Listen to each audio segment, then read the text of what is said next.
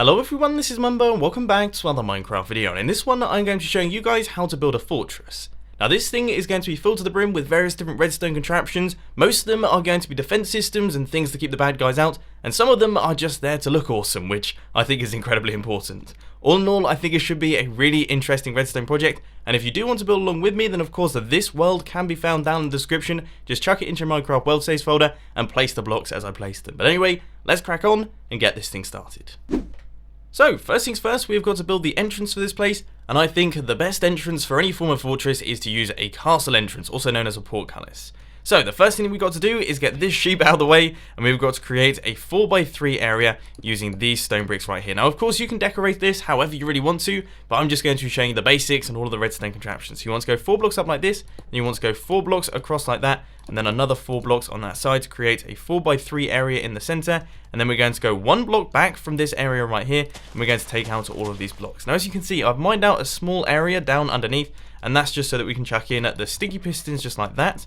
Then we need some regular pistons on top of those, and then sand blocks going right the way up to the surface on top of all of those as well. And that's what's going to be pushing up all of our fence posts. Then you want to chuck in all of the fence posts just like this, filling up the entire area just like that. And then on top of those, you want to place your regular pistons. So you want to have 1 regular piston up here and 1 regular piston just down underneath it just like that, leaving a 2 block space in between them. And then you can fill in all of those right the way across your door. So now what I've done is I've cleared out a slightly larger area so that we have plenty of space to play with here. This right here is a 7x5 area. We aren't going to use all of the blocks available, but it just gives us room to maneuver around. So what we want to do is chuck a block out like this, and then we're going to have a button right here. Now this is going to be the input to open up our castle gate.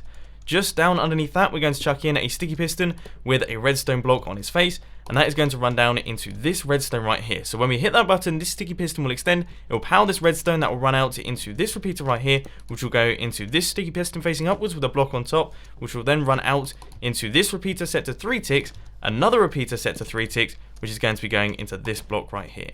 Then next to all of these, you just want to place in some redstone and some repeaters running into all of these pistons down at the bottom. And then up at the top, we're going to chuck down a redstone torch, a block, another redstone torch, and then these are going to be the repeaters that run into our top pistons. You just want to have redstone in like this. And once again, repeaters running into all of those blocks. So that will be the extension fully completed. Next up, we've got to do the top half of the door, because obviously at the minute it's just opening and it will never actually close after that. So what we have to do is run a repeater out from this block right here and run it into this block right here. Then underneath this block, we're going to chuck down a block like this with a redstone dot right there.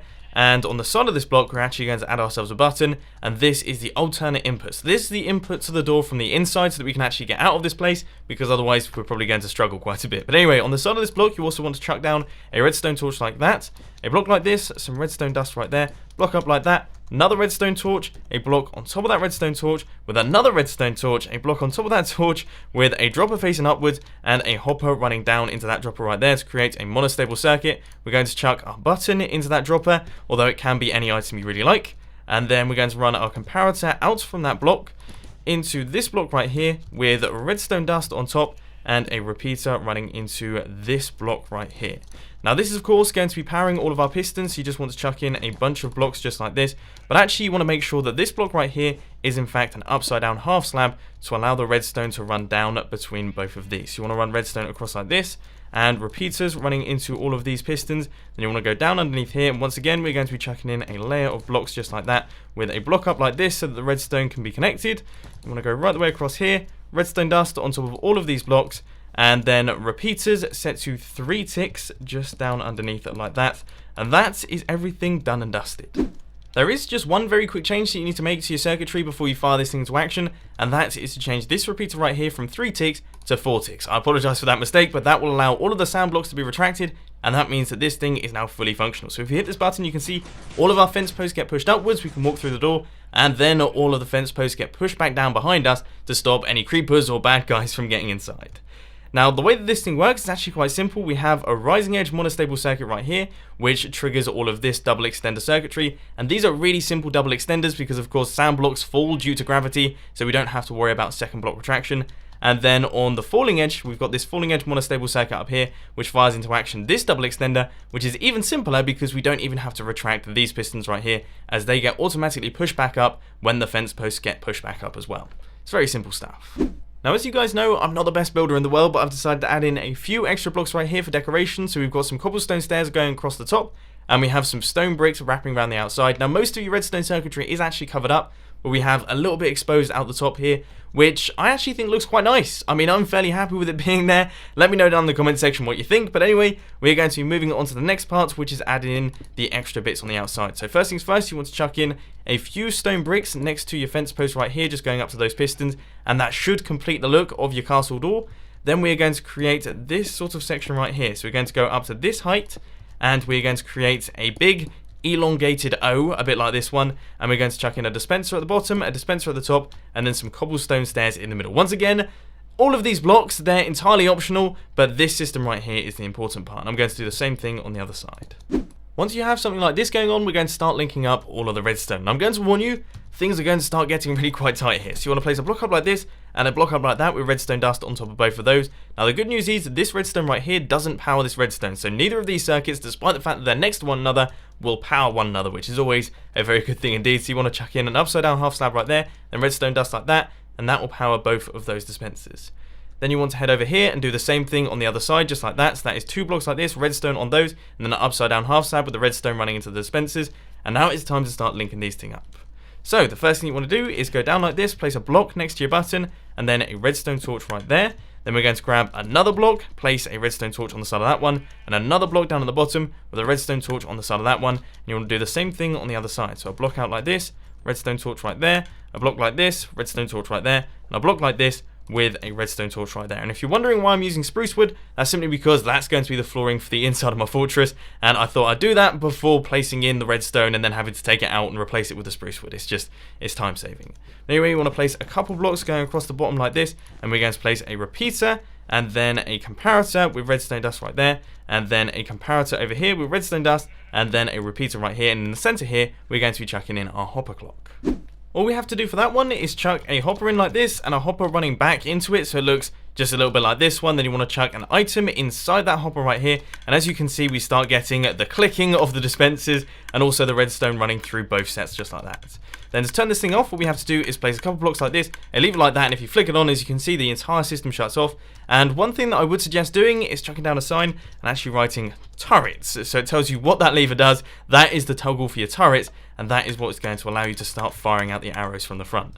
So now the only job that you have to do is to fill up these dispensers here with arrows, and then you will have perfectly good weaponry to take on all of the mobs on the outside of your base.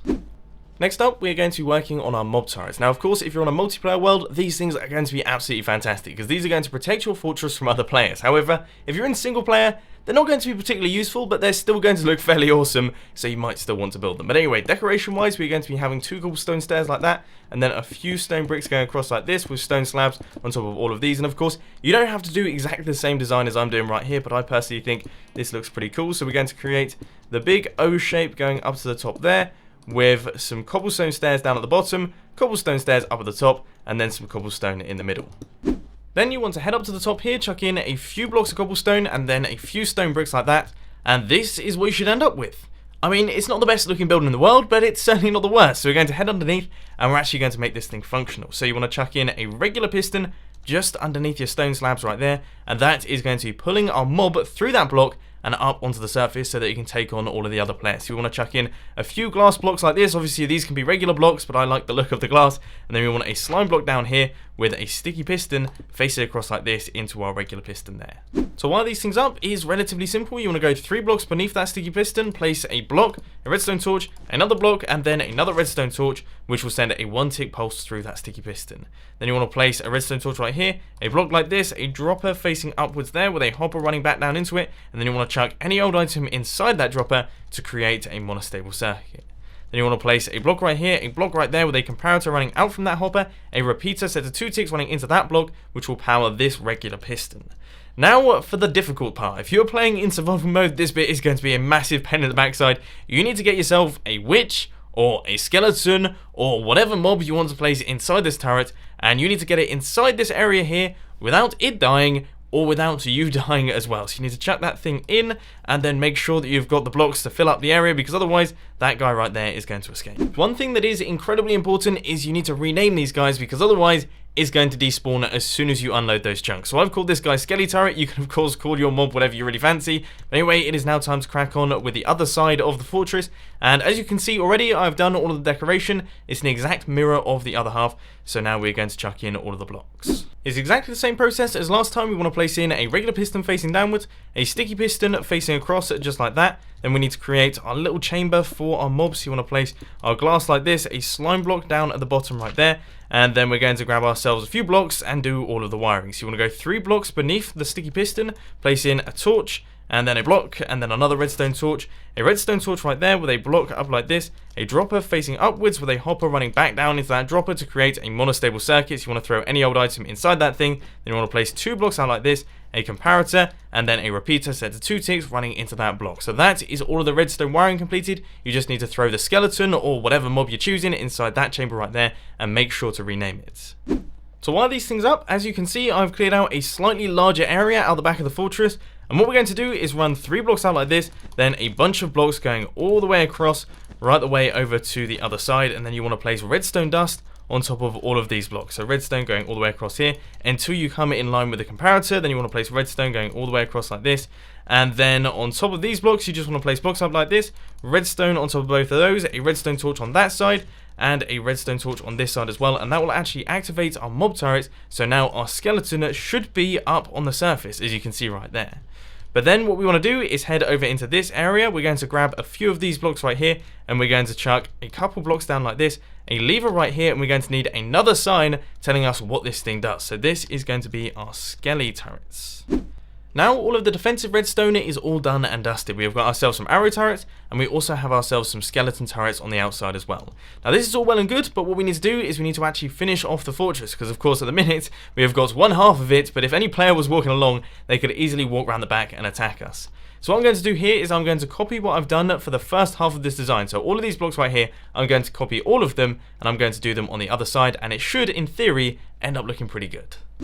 Here it is. This is the finished product. As I've said many times in the history of my YouTube channel, not the best builder in all of Minecraft, but I have to say I actually think this thing looks pretty cool. I mean, it's got some nice lines, it's a nice semicircular shape, which is always pretty cool, and we have all of the cobblestone and the nice dispenser detailing and things. I think it looks okay. Obviously, none of this stuff is actually functional. You could make it functional if you really wanted to. That would be pretty awesome. But now we're going to head inside, and we're going to start work on decorating the interior of this thing. And I think the first thing I'm going to do is chuck in our spruce wood flooring to give us a grounding for all of the future redstone contraptions. The last contraption that I want to work on isn't something particularly insane, it's just something that I think would be pretty cool inside this little fortress right here, and that is a translocation piston elevator. So we're going to chuck in a regular piston right like this, we're going to chuck a block in like that with a stone button on the side of it, a redstone torch right there, a block on top of that redstone torch, and then another redstone torch right here with a block on top of that one. And if we press this button, as you can see, our piston will extend and that will pull us through that block. So what we're going to do now is we're going to create a little platform, which is where we're going to be standing. And I'm going to chuck in all these blocks, but the way that we're going to get down is using this sticky piston right here. So I'm going to chuck in the remaining blocks right there. And then for that sticky piston to work, what we want to do is chuck a block in like this, a redstone torch right there, and a button on top of that one. And as you can see, when we hit this button, that sticky piston will retract that piston, allowing us to drop down beneath and go onto the next level. So now we can chuck in all of the fences, and this can be like a little balcony on the inside of the fortress that allows us to stare out or potentially see any enemies coming through our gates.